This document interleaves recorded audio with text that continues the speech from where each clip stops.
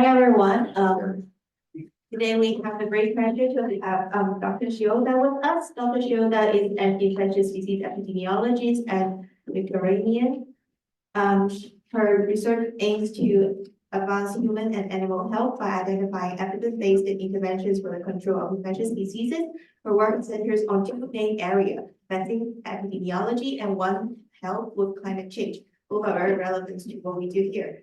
In the field of vaccine epidemiology, which she will focus on during her talk, Dr. Shioda aims to shape vaccine policies by obtaining robust estimates of the population level impact of vaccines. In the realm of One Health with climate change, her objective is to propose climate resilient interventions based on a better understanding of the transmission dynamics among and between humans, animals, and environment in resources limited settings. To achieve these goals, Dr. Shioda develops advanced analytic approach, integrating Bayesian statistic, infectious disease dynamic modeling, and causal inference methods, which we are already interested in. Through her research projects, she has worked with more than 30 countries. Dr. Shioda received her Doctor of Veterinary Medicine at the University of Tokyo, her MPH in epidemiology at Emory University, and her PhD in epidemiology of microbial diseases at Yale University. So please be reminded that there will be a 10-minute Q&A session at the end. And without further ado, Dr. Shioda, please. Thank you so much. Well, thank you so much for having me today, and thank you so much for coming to the talk. I was really excited to be here. So today's talk will be about the target triangulation for vaccine evaluation. And I'm actually so new to this field, or method, I guess, target triangulation. So I know there's so many experts in the room, so I would really love to get the feedback and the questions about what we have been doing for specifically for vaccine evaluation using TTE. So just briefly about my general research interest in infectious disease epidemiology, and the overall goal of my research is to identify effective control measures based on a better understanding of transmission dynamics and the impact of interventions. And as Catherine introduced, I work on two main different areas. One is vaccine epidemiology, and the other is One Health with climate change, because my background is veterinarian.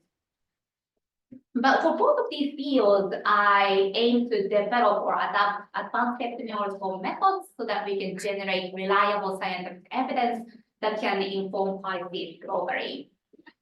And today's talk will focus on this part of my research, vaccine epidemiology.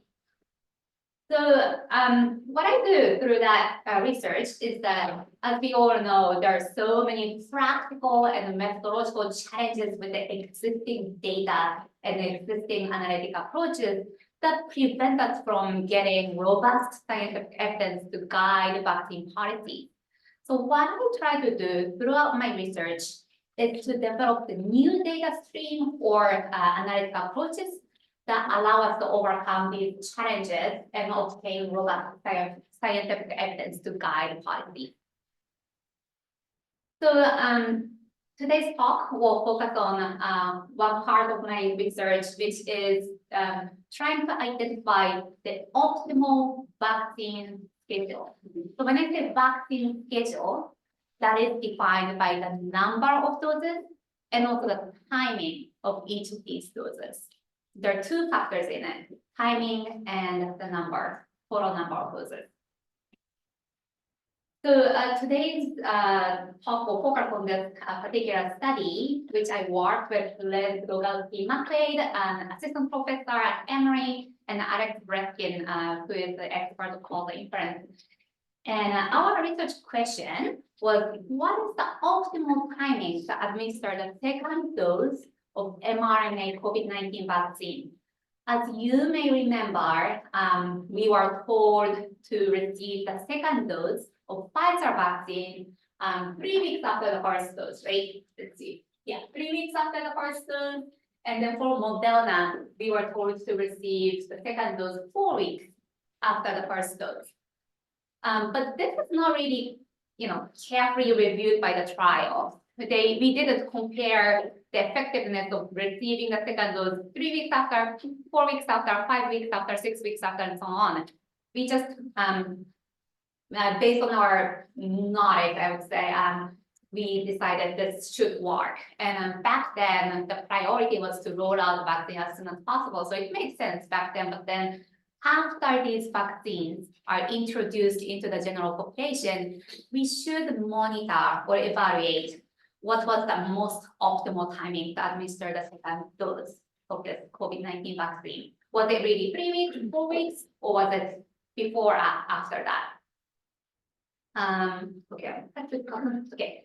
So what had been known when we started this study?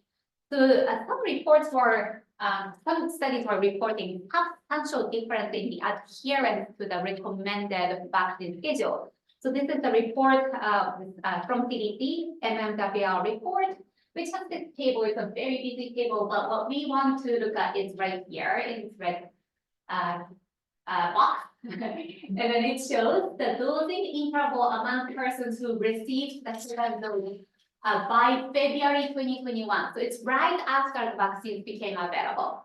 And then when we look at the distribution, 95.6% of people received the second dose during the recommended interval, while some people missed that. And the proportion is small, but then if you look at the absolute count, it's a really big number, right? And then this is the another table from the MMWR, which shows the distribution by states. And there are some states or 4 jurisdictions in total in which more than 10% of recipients receive the second dose outside of the recommended interval. Like for Connecticut, 86.4% of the people received second dose during the recommended interval. So that means about like 14% of the people received it after the recommended interval. So there is some substantial difference in the adherence to the recommended protocol. And there have been some previous studies that reported mixed findings about the delayed timing of the second dose. So some studies found that longer intervals were better, so providing stronger immune protection. For example, there were studies from Canada that said 7 to 8 week interval increased vaccine effectiveness against infection among healthcare workers in Canada. But then there are other studies that have found no difference. There was a study in the UK that identified no difference in vaccine effectiveness by different intervals between the first dose and second dose. And there were some limitations with these previous studies. For example, these studies looked at the vaccine effectiveness within the very specific small populations, such as healthcare workers or households. And the other really important limitation is that these studies compared effectiveness or antibody level after people completed the second dose. So they kind of ignored the risk of infection between the first dose and the second dose. This becomes really important because when we are discussing delaying the timing of the second dose, you're potentially extending the duration in which people are having suboptimal level of protection coming from single dose, right? So we shouldn't overlook the risk of infection between the doses. But all of these studies analyze the data only after people completed the second dose, ignoring things that can happen between the first dose and second dose. So that motivated us to do this study. So we first aimed to characterize observed variability in dosing schedules in Georgia. This is what I did when I was doing a postdoc at Emory. So we worked with the Georgia Department of Public Health. And then the second aim was to estimate the effectiveness of the extended interdose intervals compared to the recommended interval. So effectiveness of the delayed second dose. So let's look at the first aim. So our study population was the people who received at least 1 dose of mRNA vaccines in Georgia by March 2022, which is when we started this study. And there were a little over 6 million people who satisfied this inclusion criteria in Georgia, which is about 60% of the total Georgia population. And then we had data on these variables. The COVID-19 infection, the date of first PCR positive test, regardless of the timing of the vaccine, or the date of first positive test after the first dose of vaccine if people were infected after vaccination.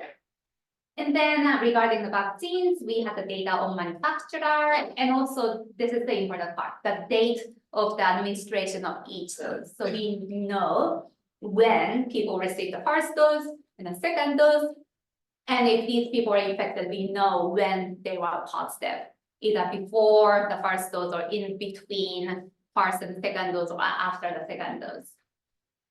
We also had the demographic data such as age, sex, race, and ethnicity. We also knew where people lived. We had the geographic data by county or public health district. Public health district looks like this in Georgia. There are 18 of them. Yeah. And then this is the results showing the variation in adherence among vaccine recipients in Georgia. So this is the data from December 2020, right when the vaccines were introduced into the population, and until March 2022. So it's a little bit after the Omicron became an issue in the US. And as you can see, a little over 70% of the people received the second dose during the recommended interval. So either 3 weeks after the first dose for Pfizer or 4 weeks after the first dose for Moderna. And then substantial proportion of people received the second dose after that recommended interval. Allowable interval is like 1 or 2 weeks after the recommended, and the late is after that, really late. I will show you the graph later. So that was the characterization of the observed variability in dosing schedules that are actually followed in the real world in Georgia. And then our second aim was to estimate the effectiveness of the extended interdose intervals. So when we evaluate the vaccine dosing schedule, the gold standard is a randomized control trial, because we know that we can infer causal relationships and avoid biases and ensure comparability across groups. But then when we think about evaluating vaccine dosing schedules, there are some disadvantages that the RCTs have. For example, trials cannot possibly explore the full spectrum of dosing schedules, right? It costs a lot of money and resources to add one arm into the trial. So we can't possibly compare the timing of the second dose on day 21, 22, 23, 24, 25. You can't have that many arms. So you could probably compare 2 different timings, but not possibly like 100 different timings. And these are a regular thing, but trials have practical and ethical challenges and small sample size and short follow-up period. And what's important to me as a faculty member in global health at BU is that there is the disparity in randomized control trials across countries. Almost always, trials are conducted in high-income countries, and the specific age group, gender, and racial groups, and mainly urban setting, not rural. So there are disparities across scientific evidence coming from trials. And an alternative approach, of course, is observational studies. And they do have solutions to many of these issues, right? For example, as I showed you in the previous slide, there is really great variability in the actual timing that people receive the second dose. So there are people who receive the second dose on day 21 after the first dose, 22, 23, 24. So we actually do have some data to evaluate very fine scale of the timing of the second dose. And if we can use the existing surveillance system, that would solve the issue of the practical and ethical challenges. And if we can use the long-term nationwide surveillance system, then we can overcome these issues with the small sample size and short follow-up period. And again, if it covers broader population, we can also overcome these issues about the disparity in trials. It sounds great, but then, of course, it's observational studies, so there are so many disadvantages. We all know this: selection bias, measurement bias, recall bias, total time bias, compounding. So let's think about that. I'm gonna talk more about that on this slide, specifically focusing on dosing schedule. So when we use observational data to evaluate the vaccine dosing schedule, we actually compare outcomes based on the dosing schedule actually followed in the real world, which means we inherently assume that individuals successfully completed their assigned dosing schedules. What I mean by that is that if I just simply compare people who received the first dose only and people who received 2 doses, these people are of course different. The people who received 2 doses, they needed to come back to the clinic to get the second dose. So they had time to do that, they were motivated to do that. So we can't simply compare these 2 groups. With a larger number of doses, people are less likely to complete the schedule. So the schedule itself affects the completion rate of each schedule, which leads to the selection bias. And another issue is that when we are using observational data, we assume that there are no dropouts or infections between the doses. This becomes problematic when we are comparing these 2 scenarios. So up on the top, this group of people received the second dose much earlier than the second group of people. And if the interdose interval is longer, people are of course more likely to get infected or drop out during this interval. So that leads to the immortal time bias. So we need to overcome these challenges with the observational studies somehow. And I guess there are lots of experts in the room, so I probably don't need to explain this, but the target trial emulation can harness these benefits of observational data while overcoming common analytic challenges like those. And I specifically used the clone sensor weight analysis, which was designed to specifically solve these issues, the selection bias and the immortal time bias. And how does it work? So we use observational data to emulate our target trial or mimic a target trial by going through the formal process of selecting patients and defining the exposure, outcome, and causal estimate. And we create copies of each patient's records to address measured compounding. This part honestly took me about a year to understand why it works. Probably I don't have to explain it to this audience, but it was really confusing to me at the beginning. But basically, in case there's people who don't know much about this, as I said, in my study population, I had a little more than 6 million people. What I mean by cloning, which I will explain more in the following slide, is that we will clone the same number of people into the treatment arm and also the control arm. So each arm has the exactly same number of people. So suddenly, in this case, my sample size was doubled. Now it's 12 million in total. Sorry, I will explain more on the following slide because it's really confusing, at least to me.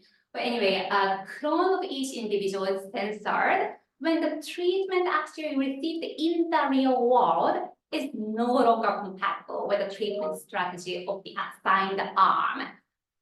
I think the following slides will more clearly explain what that really means in this study. And then finally, the selection bias is addressed using inverse probability of censoring weights, or IPCW.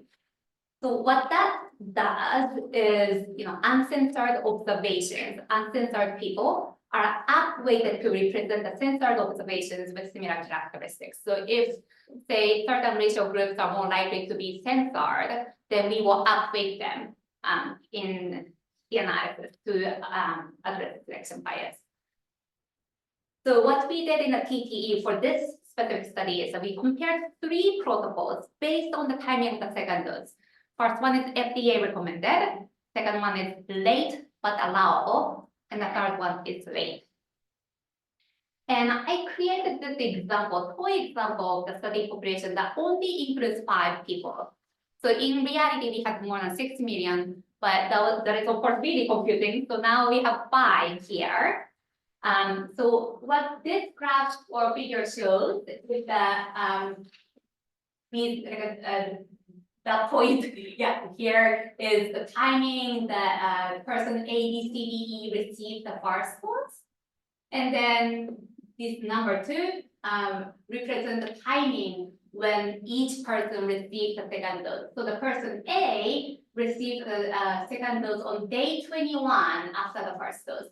Person B received the second dose on day 13, person C 31, person D 44, and so on. And then this C stands for COVID infection. So person C got infected on day 36, person E got infected on day 7. And then this gray area, which is day 1 to 16, represents the RD period. And this green area, time window, represents the FDA recommended timing to receive the second dose.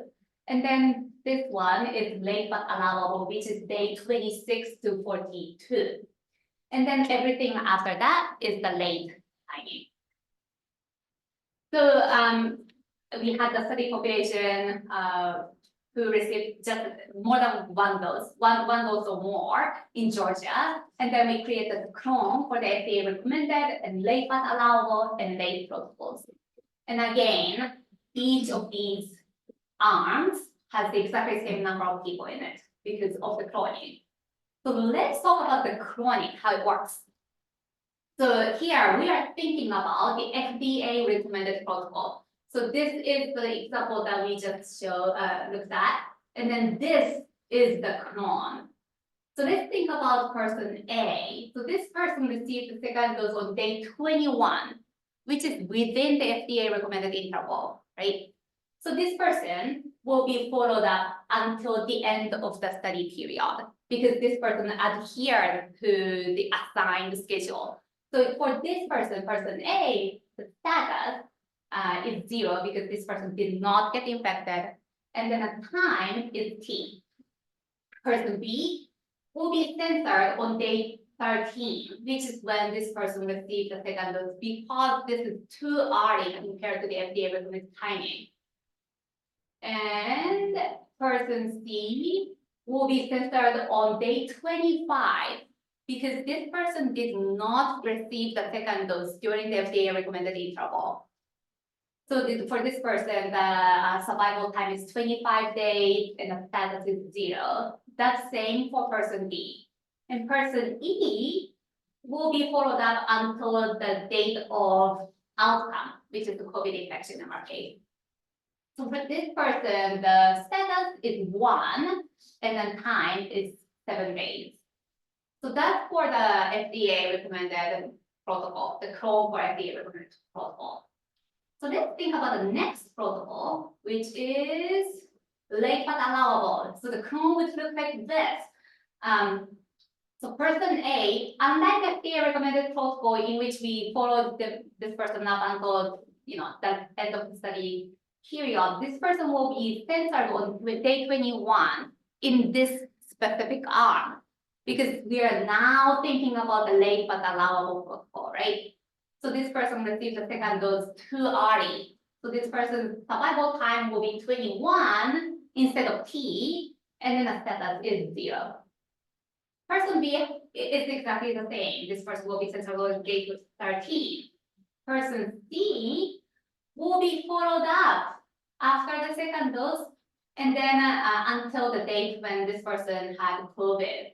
So this COVID infection was kind of not observed in the FDA recommended protocol because of the censorship, but then this infection is observed under this protocol. So this person's status is now 1 and the time is 36.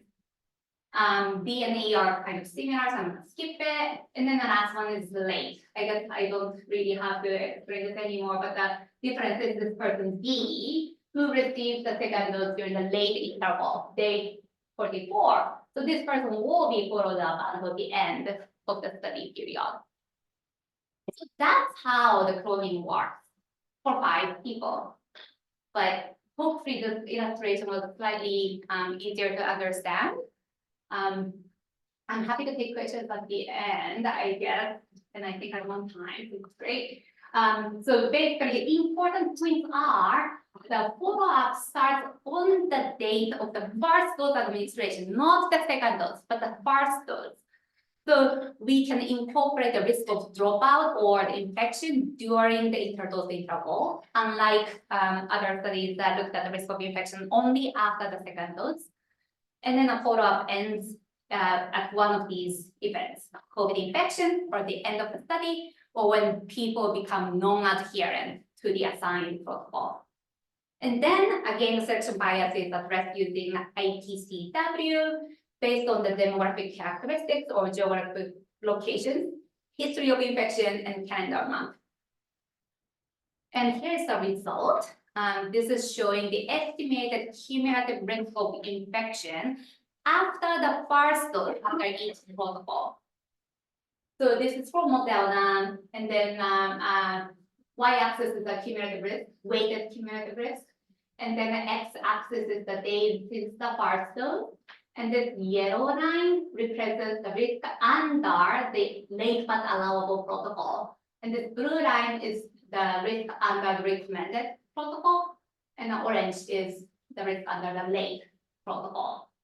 And here is the exactly same thing for Pfizer. So what we see is that this yellow line is below other two, which means late but allowable protocol generated the lowest cumulative risk of infection. So delaying the second dose by about 10 days would provide stronger long-term protection. But if you delay too much, it would actually increase the risk of infection overall. So that was the main message from this study.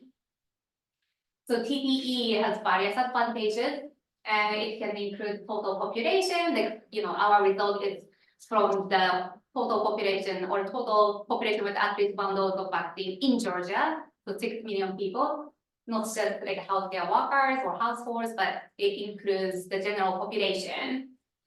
And it can avoid the immortal time bias that we talked about.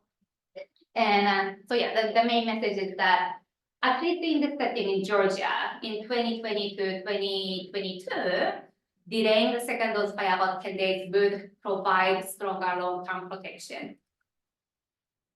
And more details can be found in this paper.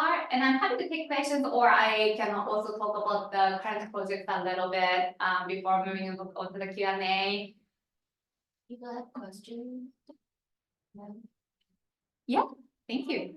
Those 5 people that you grouped, are they from the same age group? Oh, it could be any age group actually. So yeah, that's a great point. Because our study period was from December 2020 to March 2022, under 5 are not included because they were not eligible for vaccine. But everyone above 5 years old were included in this study. Yeah. Yes. Yeah, so you use inverse probability sampling, whatever, to get rid of the selection bias, right? I'm just curious about if you looked at the features of the selection bias, like within certain groups, that selection, what kind of individuals that have this one? Right. So when we looked at the rate of adherence to the protocol by racial groups and ethnicity and so on, yes, there was the difference across racial groups, which was consistently reported by multiple different groups, including the CDC MMWR report. We did find that white and Asian were more likely to follow the recommended protocol, while others were not. Yeah. And anything with regards to like rural or urban locations? Right, I actually can't remember off the top of my head. That's a great point. I mean, the geographic location was included in IPCW, but we actually didn't really look at that. I would love to. Yeah, thank you. I had a question. First of all, it was a great presentation.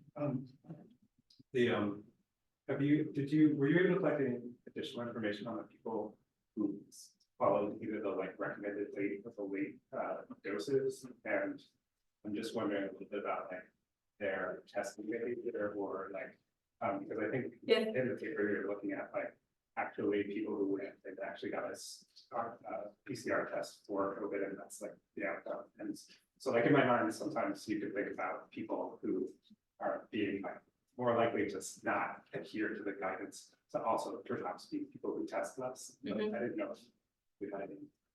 Yeah, that's a perfect question, and that's one of the limitations we mentioned in the paper. We completely agree. The testing behavior could have been different between these people who followed the exactly recommended protocol compared to the people who couldn't do that, right? So that's one really big limitation that we had. So it might be that people who delayed the second dose are less likely to get tested.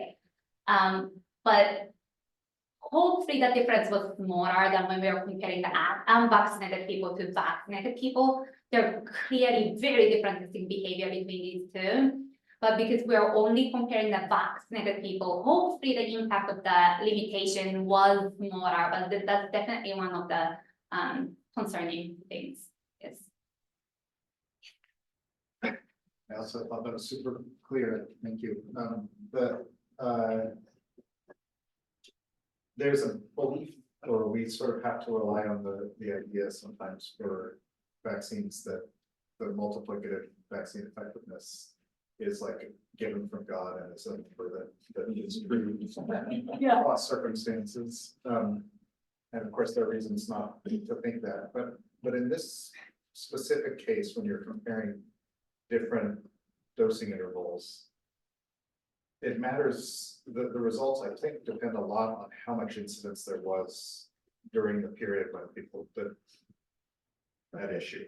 Yeah. And so if you thought about how you would generalize this to a setting where there's more incidence or less incidence in a period when people could be getting vaccinated but not always. Yeah, I completely agree with that.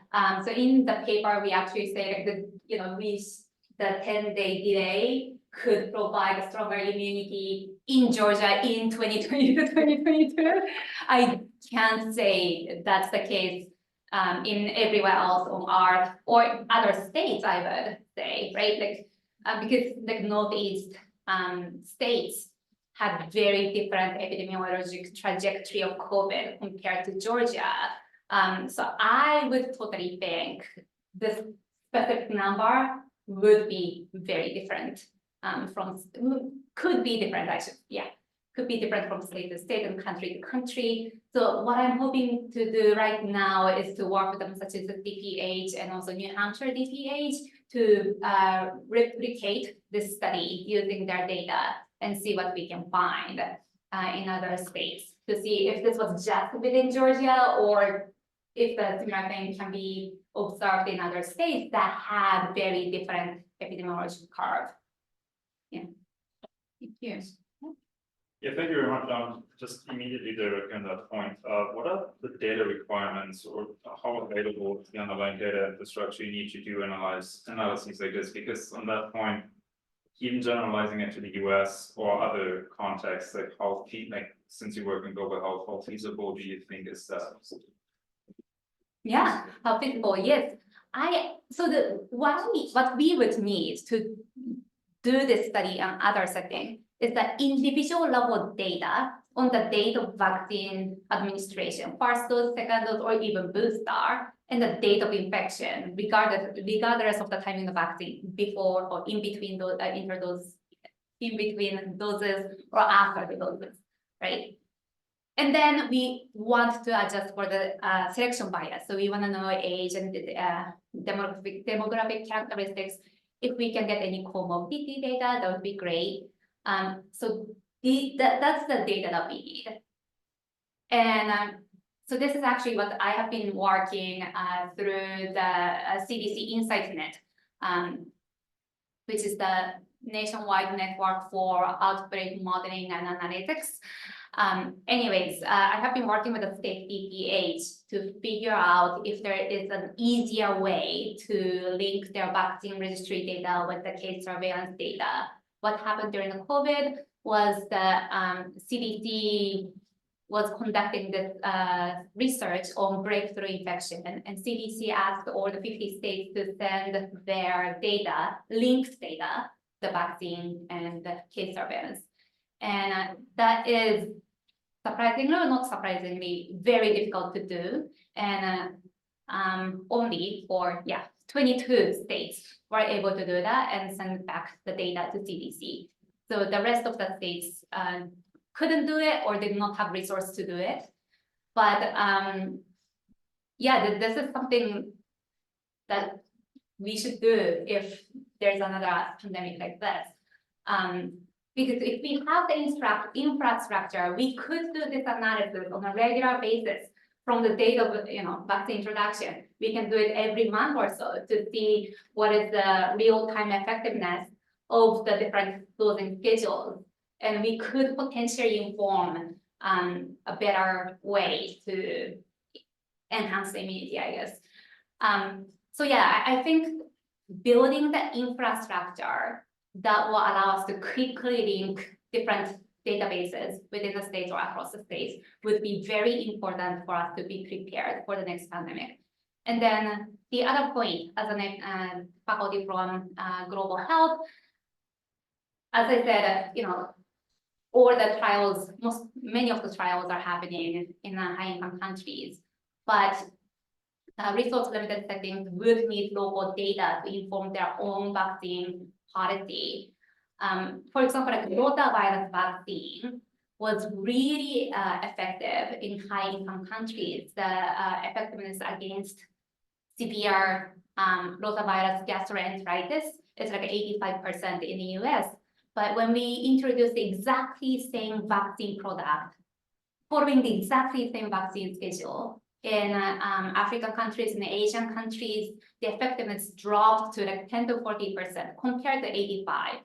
So there was a really big drop in it.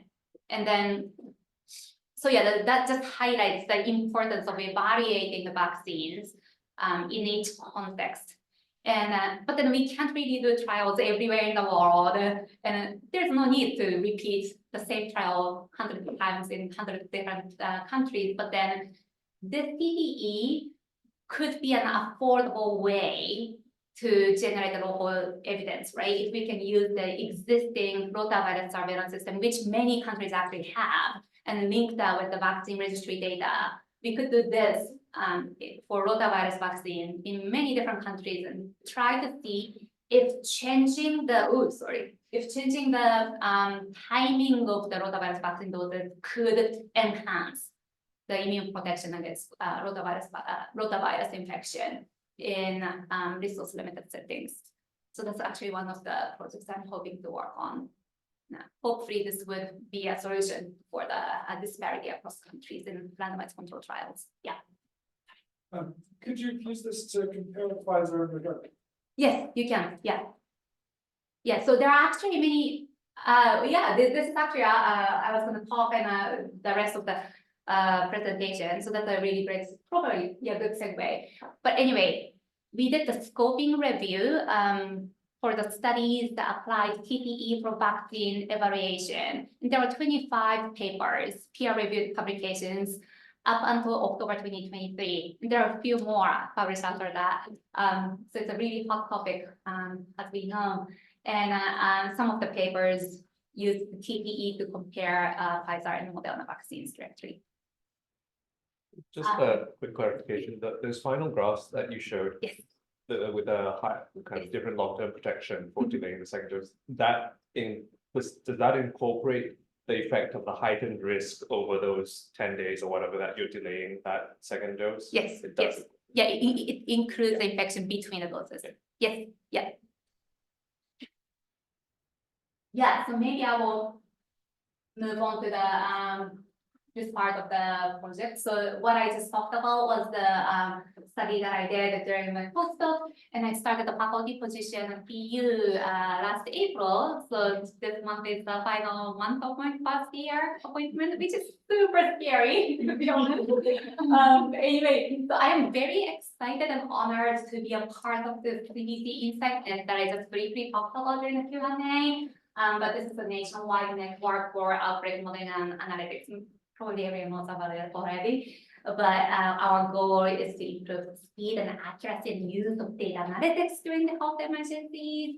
And basically, we want to design our prototype, test, and scale up advances in data modeling tools so that we can support decision making at the public health sector. And of course, Mark is the most important part of the establishment first. BU is part of this innovation field. Obviously, it's an InsightNet, and InsightNet has 13 awardees, and BU is part of this Epistone consortium led by Northeastern University. And Epistone is one of 13 awardees, but then Epistone itself is already a huge network of people. For example, these are the people from Northeastern. Alex is the PI of this consortium, and Laura White, professor in biostatistics, and I are representing BU in this consortium. And we also have the legends in the consortium, like Beth and Ira, and Marco and Maria are also really fantastic experts in the social contact studies and so on. And also these are the academia people, but we also have Maine Health, the healthcare providers such as Maine Health and Northern Light Health, and we also have the safety PH right here, the New Hampshire Department of Health and Human Services and Maine Department of Health and Human Services. So it's a really exciting network of academia and public health people, and also private sector, like healthcare providers. And Ginkgo Bioworks is also part of this important part of this consortium. So within the Epistone consortium, I'm specifically leading activities focusing on vaccine evaluation.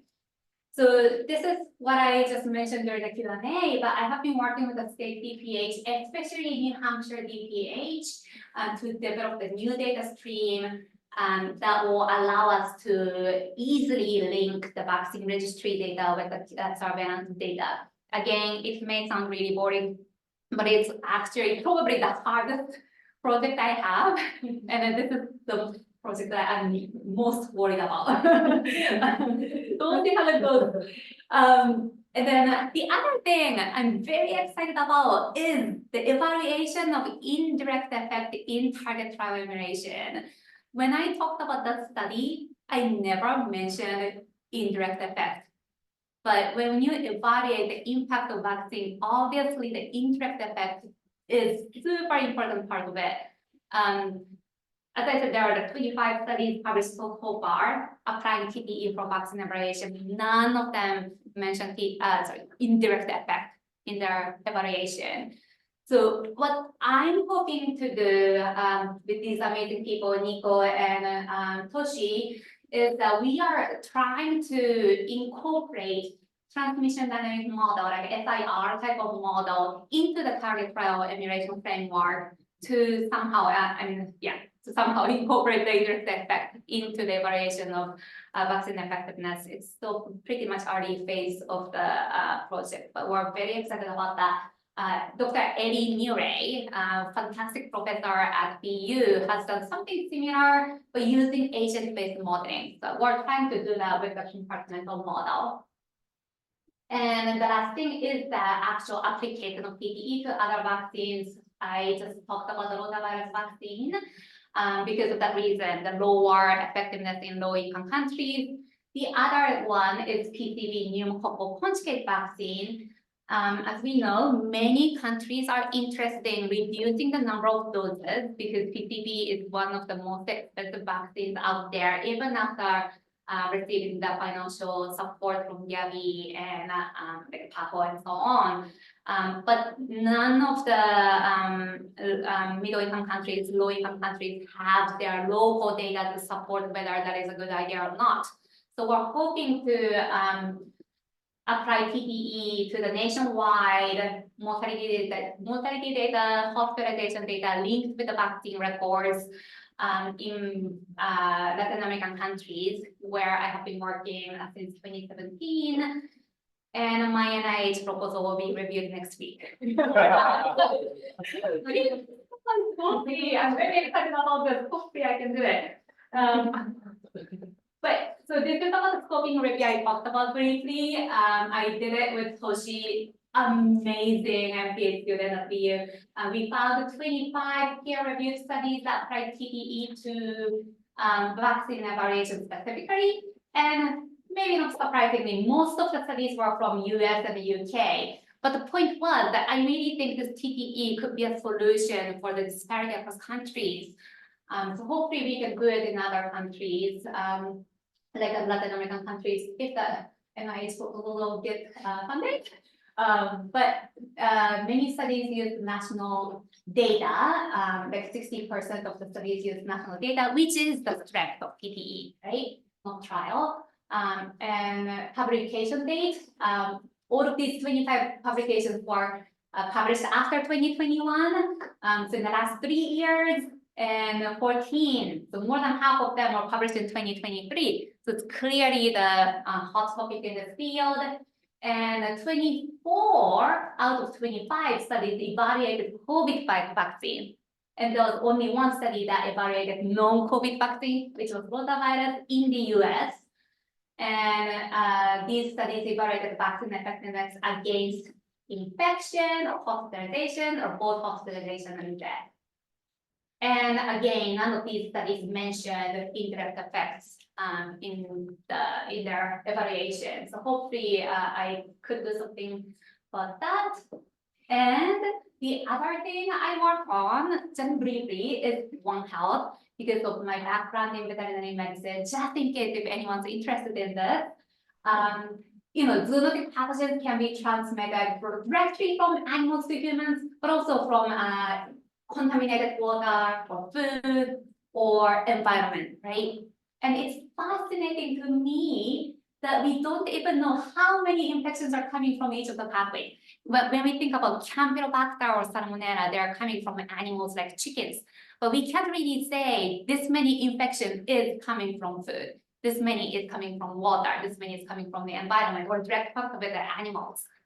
And we don't know how that kind of different contributions may change by weather during the wet season, dry season, or by the climate.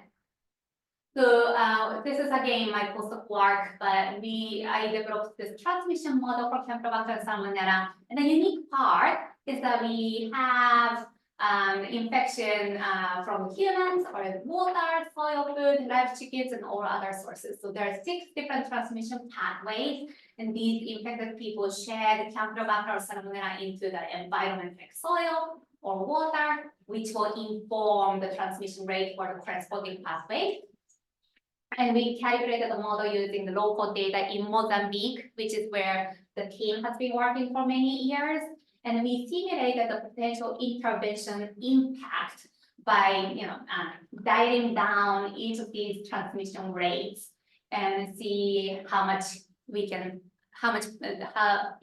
prevalence we can reduce by targeting one of each pathways. But yeah, there are actually lots of really cool projects coming out of this modeling project, and I would really love to talk about the One Health modeling if anyone's interested in this. And for the One Health research, I have been very fortunate and honored to play the leadership role in this SEED Center for, actually we changed the name, Center on Emerging Infectious Diseases, because this name was too long. But this is led by Nahid Badaria, amazing leader. And then I am working as a director of these two research cores. One is the data science and surveillance, and the other is One Health, climate change, and EIDs. And we're trying to facilitate the cross-campus collaboration on these topics within BU and actually outside BU as well. So we're very excited about this initiative. And here's the photo of my research team. I feel just so grateful and honored to be able to work with lots of students from the first year of my faculty appointment, and we have the research staff and postdoc as well. So I'm very fortunate to be to have this opportunity. Hopefully, I can keep working with many people if I can get the funding. But thank you so much for your attention. I'm happy to take questions.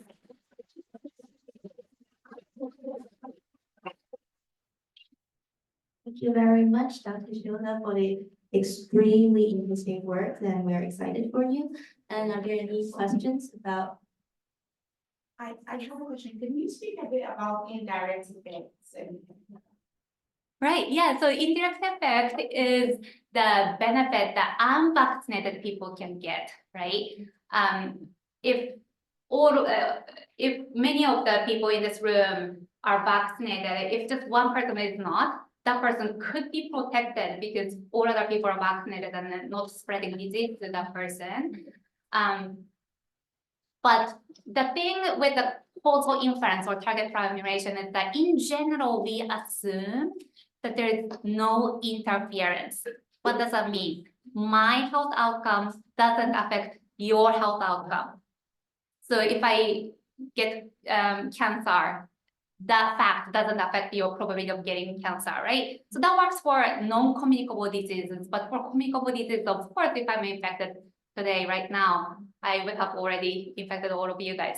So there is the interference, of course, but then many of the causal inference techniques assume that there is no interference. That's kind of one of the fundamental assumptions for causal inference. But there are ways to get around that. So that's one of the projects I'm hoping to.